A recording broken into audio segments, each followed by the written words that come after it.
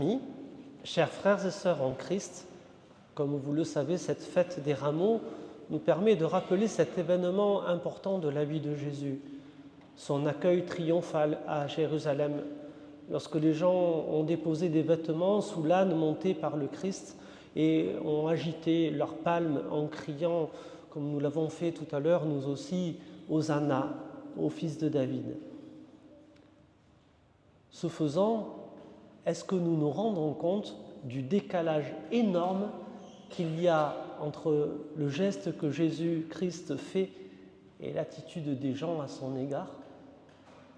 En effet, Jésus entre à Jérusalem pour y vivre sa passion, c'est-à-dire se livrer aux Juifs et à Ponce Pilate pour ce procès bidon qui va aboutir à sa condamnation à mort, à une mort infâme de surcroît, celle qu'on réserve aux criminels. C'est loin d'être joyeux, n'est-ce pas? Il n'y a pas de quoi clamer Hosanna au fils de David. Et les gens sont heureux. Ils sont dans une démarche plus politique que religieuse. Ils accueillent Jésus comme ils accueilleraient un roi. Comme auparavant, on a accueilli David, victorieux de Goliath, et accueilli le même David dansant devant l'arche d'alliance. La mention Hosanna au fils de David dans l'acclamation des gens est claire. On pense que Jésus, comme David l'avait fait dans le passé, va rétablir la royauté sur Israël. Quelle erreur! Depuis quand Jésus-Christ a-t-il prétendu à cette aspiration politique? Jamais. Et pourtant, c'est ce que les gens attendent de lui. Ils sont tellement à côté de la plaque par rapport à la démarche du Christ, qui va librement donner sa vie par amour pour l'humanité. Ce décalage, nous pouvons le trouver toujours chez certains aujourd'hui.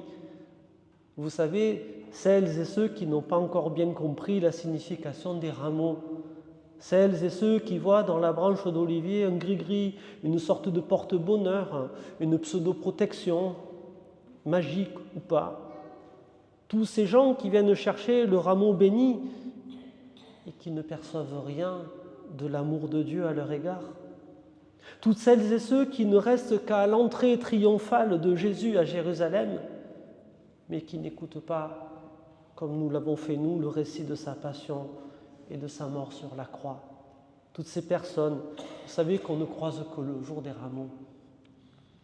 Toutes celles et ceux qui, un temps, crient « Hosanna au fils de David » et quelques instants plus tard, quand Pilate leur demande que faire de Jésus-Christ, crient plus fort encore « À mort ! À mort !» C'est les mêmes. Ils n'ont pas changé entre-temps, le public. Préférant préserver la vie d'un certain Barabbas, un vrai criminel, lui. Mais au-delà de ces considérations, dans quelle mesure ne sommes-nous pas tous finalement en décalage avec Jésus-Christ dans notre foi? Chaque fois que nous bâtissons notre vie, nos projets d'avenir sans lui demander son avis, mais après coup, nous lui demandons de bénir ce que nous avons bâti, tout ce que nous avons projeté de faire aussi. Quand allons-nous demander à Dieu ce que lui souhaite pour nous?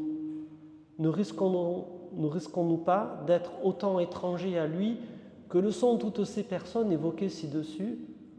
Allons-nous continuer de creuser le décalage ou allons-nous essayer de le combler?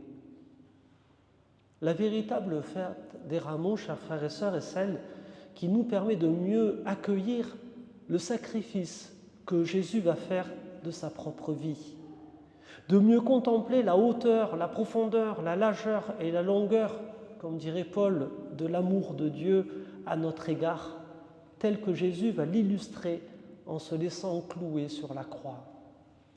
La croix, d'ailleurs, avec Jésus, n'est plus un instrument de torture, un instrument de mort. Elle est le lieu où se révèle pleinement l'amour que Dieu a pour toute l'humanité. Tous nos sacrifices, si nobles soient-ils, sont vains désormais. Le seul sacrifice qui compte est là, devant nos yeux, celui du Christ. Là se déploie tout le mystère d'un Dieu sauveur, car en se laissant condamner, il paye pour nous tous. Pouvions-nous espérer un plus grand ou un plus puissant signe de sa miséricorde, de son amour, de son pardon?